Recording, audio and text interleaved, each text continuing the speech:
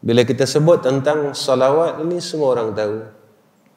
Salawat ini apabila ia datang daripada manusia dan jin dinamakan doa. Dan jika selawat itu datang daripada malaikat dinamakan istighfar. Dan jika datang selawat itu daripada Allah, ia dinamakan rahmah. Ya.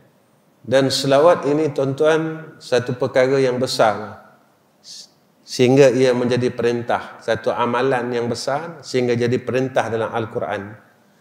Innallaha wa malaikatahu yusalluna 'alan nabi ya ayyuhalladzina amanu sallu alaihi wasallimu taslima. Satu perkara yang besar, ya, satu perkara yang besar, amalan yang besar, ya.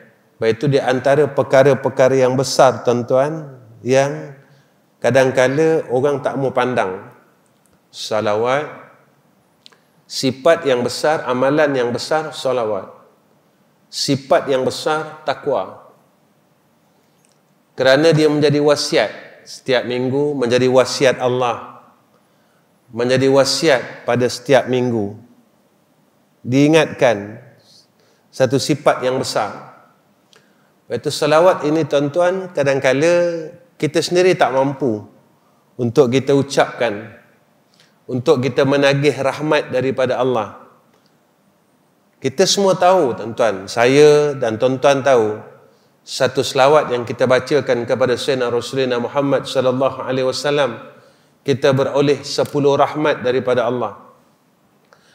Tuan-tuan, kalaulah satu hari kita dapat 100 ataupun 1000 selawat, berapa banyak rahmat yang kita dapat daripada Allah? Rahmah bir rahmah.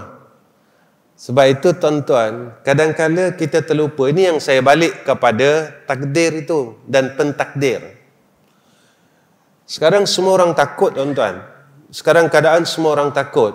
Bila sesama sikit orang akan kata COVID. Demam saja orang kata COVID. Batuk saja orang kata COVID. Seolah-olah mindset kita tuan-tuan telah ditanam sedemikian. Sebelum pandemik ini, kalau kita sesama, kita tak ada kata kita akan rasa sesama. Kalau demam, kita akan kata demam. Kita tak ada risau. Sehingga kan disebabkan dengan demam itu kita mula risau. BP kita mula naik tuan-tuan. Blood pressure kita mula naik. Ya, kita pula akan ambil satu mesin dinamakan oksigen. Detect oksigen kita. Ya, jatuh atau tidak secara tak langsung. Dulu kalau kita demam, kita tak akan cek oksigen kita tuan-tuan.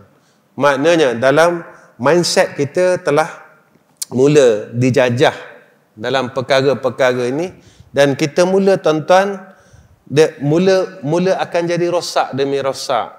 Ya. Ini yang berlaku sekarang. Okay? Ini yang berlaku sekarang tuan-tuan.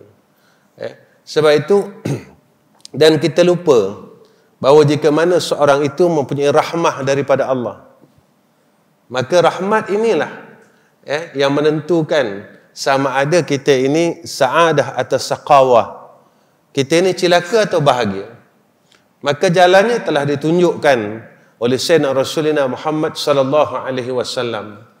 Tapi tuan-tuan, orang yang nak berselawat kepada Rasulullah, benda ini rasa kita macam Allah kecil aja. Tetapi benda kecil inilah yang mengundang akan rahmah daripada Allah Subhanahu wa taala. Kita kalau tak ada rahmat tuan-tuan, satu benda pun kita tak guna. Kita ada umur tapi tak ada rahmat, kita akan jauh dengan Allah. Kita ada harta tapi tak ada rahmat, kita akan jauh dengan Allah. Kita ada sihat tetapi tidak ada rahmah, kita akan jauh dengan Allah. Sebab itu apa yang disebut oleh Sayyidina Rasulullah Muhammad sallallahu alaihi wasallam, perkara yang dihinakan oleh Allah ke atas beberapa golongan. Satu, golongan yang ada ilmu tapi dia angkat ketakwaan. Ilmu banyak. Allah bagi ilmu, bagi Allah bagi dan Allah terus bagi. Tetapi dia angkat sifat takut. Sifat khasyah itu diangkat oleh Allah. Dan kedua, apa kata Sayyidina Rasulullah Muhammad sallallahu alaihi wasallam? Allah bagi dia harta, tetapi Allah angkat kepada dia rasa sakha, rasa ihsan pada orang lain. Allah bagi tuan-tuan, anak-anak zaman sekarang. Zaman sekarang tuan-tuan, kalau kita tengok ramai orang dah mula kaya. Tetapi kekayaan yang diberikan, kalau kita tengok sekarang ramai pula orang mula sombong pula.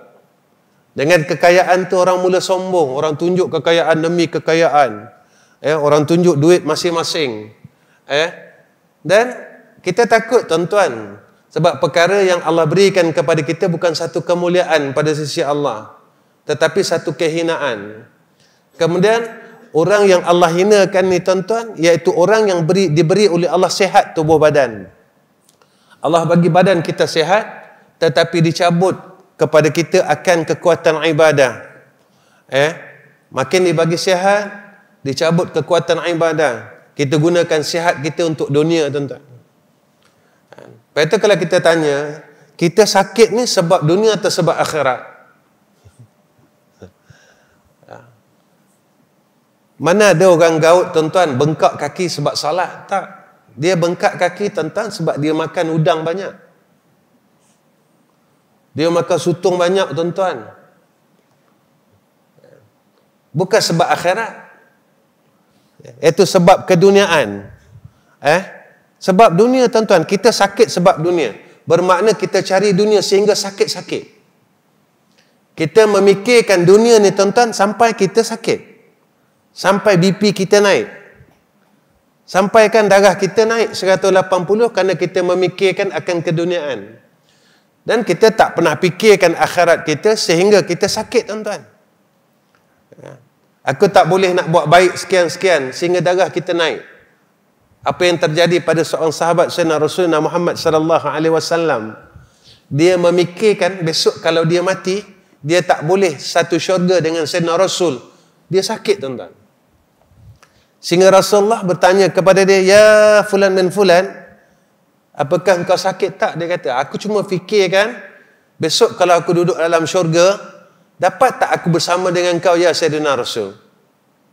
Dia fikir tu tuan-tuan sampai dia sakit, sampai dia kurus. Dan dia kata, jika aku duduk dalam neraka, dia kata, jika aku tak masuk syurga, aku duduk dalam neraka.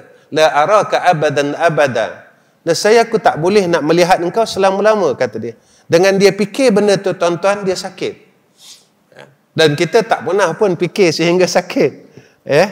Yang kita fikirkan tentang harta kita, tentang perniagaan kita sehingga kita sakit. Yang ini tuan-tuan.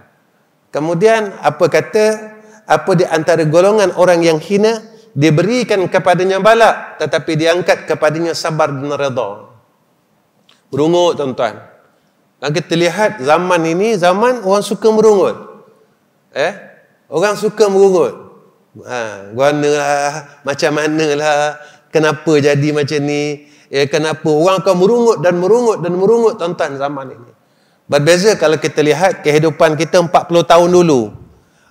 Bukan 40 tahun dulu senang tuan-tuan. 40 tahun dulu susah. Tapi masyarakat dulu tidak merungut. Ketika itu, apabila kita lihat terjadinya orang kaya yang sombong dan fuqara yang tidak redha, rupanya di antara alamat fitan tuan-tuan. Tanda-tanda akhir zaman iaitu orang kaya yang sombong dan orang fakir yang tidak redha.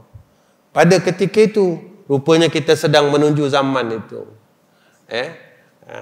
Baik.